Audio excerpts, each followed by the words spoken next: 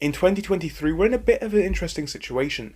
We're in a position where most people's wages are not keeping up with inflation, meaning that people, even in professional jobs, can barely afford to make ends meet. We live in a world where we're starting to wake up to the fact that the 9 to 5 lifestyle is not working, as when we look at the actual wages for inflation over the last 20 years, we see that the real terms wages have gone down. People are actually making less and less money each and every single year. So once we've woken up to the idea that the 9 to 5 might not be working for most people, what do we do about this? And how do we go about getting free? It's a difficult question, but as somebody who has made more money in a day in this room than many people have made an entire week of work, I think I have a little bit of an idea as to how we can go about initially answering that question. I think the first thing we need to do is open our minds in a much wider scale. So now we're starting to realise that the concept of a 9 to 5 might not be in our best interest. It takes away a lot of our time and doesn't really reward us for our level of effort. So then what do? We need to fully open our minds. We need to realise how many schemes and concepts out there might not actually work for us and are just something that we are told to get into. Think about it all the way back to school. From primary school, we're told about how we need to think about what jobs we might want in the future, and it's some exciting concept.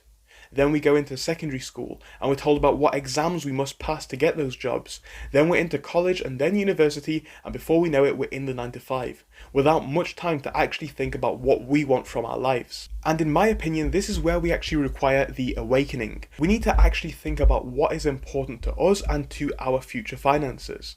The first thing we need to know is time is very important. If anything, it's one of the most important assets that we have. You currently sell your time at work for money.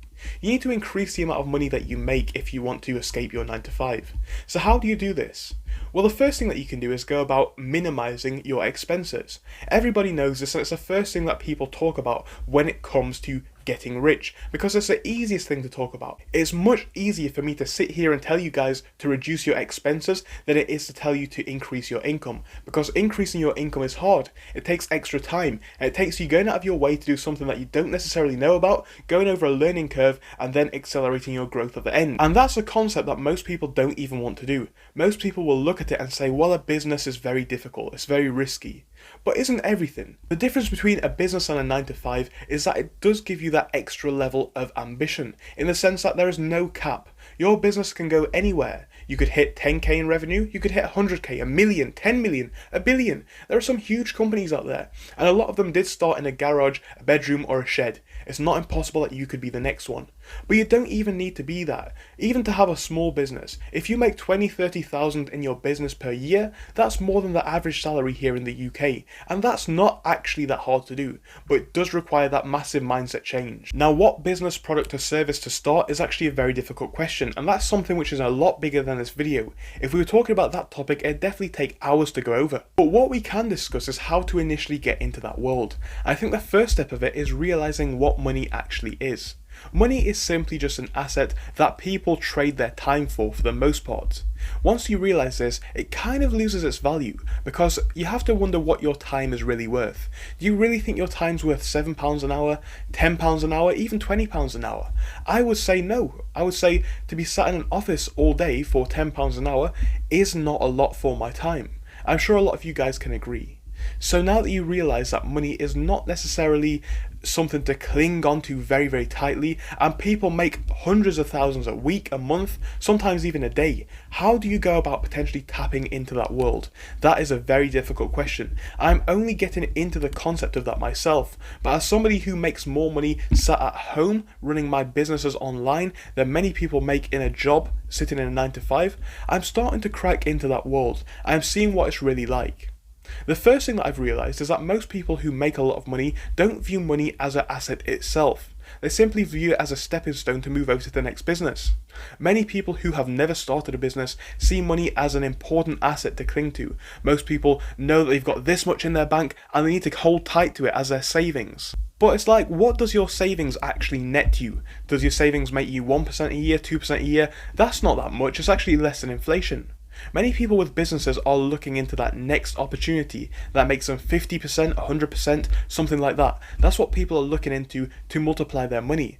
Most people think that the banks have their best interests at heart. But if a bank offers you 2-3% and then they go and trade that money, that's why they make such a big bonus. That's why bankers are so rich to begin with. They just take your money and trade it. Where in actuality, you could be learning about investing and invest your money in a way that you're happy with. So I do actually think that's the hardest part to wrap your head around, what money is actually worth. Money should be just the next stepping stone to get into your business and to grow your business and to move on to the next business. If you're risking £500, you should be aware that it is a risk, but you should also be aware of the rewards. What can you earn and what risk is it actually to you? Is £500 a lot to you? If it is, maybe don't risk that much and don't go gambling money, but realize that to start a business it often does take investment or skill. You're going to have to invest in some way, whether it's through finances or time. You're going to have to learn a skill, you're going to have to learn as you go along, and you may have to even invest some money.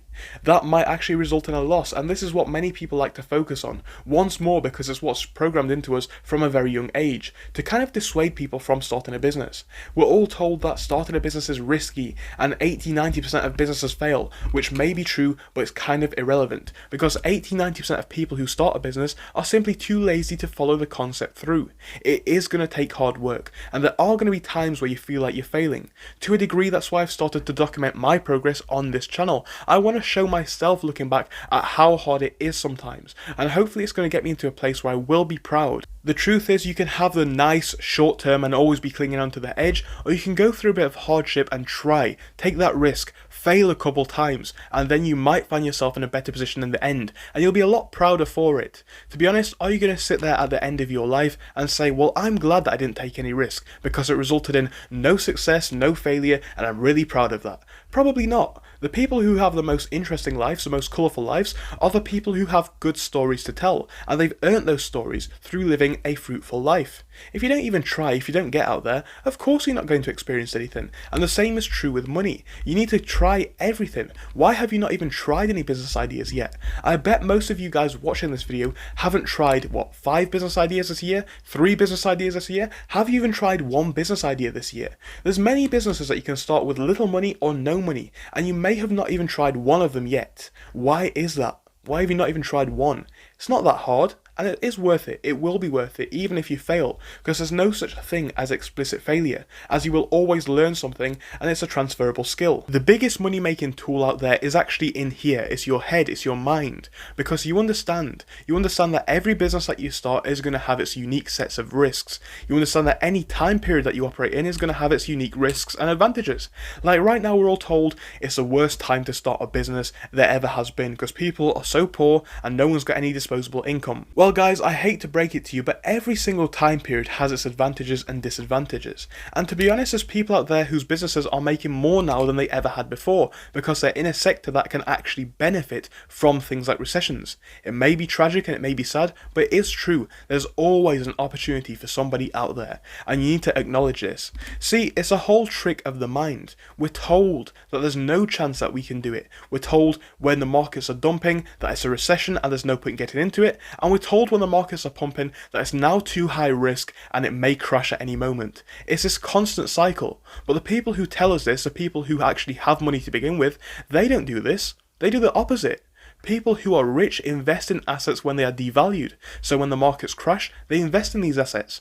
And when the markets are high, they sell the assets, which is the opposite of what people who have no money do. I think if anything, this is a start of a deep series because I want to talk about all of these concepts in a lot of detail. But I think the biggest thing that you can do to break away from your 9 to 5 is 1, break the mindset and realize that risk is not necessarily a bad thing. It's an important factor of life, and every part of life does account for some degree of risk. However, make sure you are sensible out there and don't take too much risk.